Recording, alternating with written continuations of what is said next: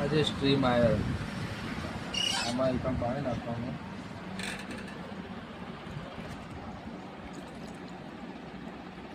પાણી ભરીને આને જોરથી બંધ કરવાનું એટલે અહીંથી પાણી લીકેજ ના થાય.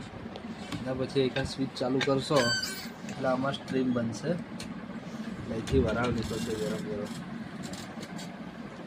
પછી આને પ્રેસ કરવાનું.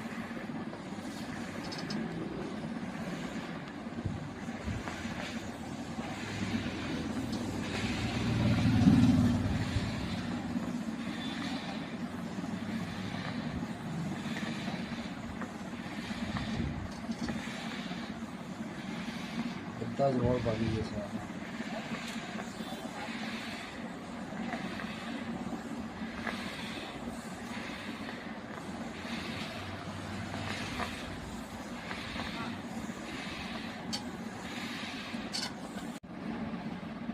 હોળ વાળું હોળ બનશે.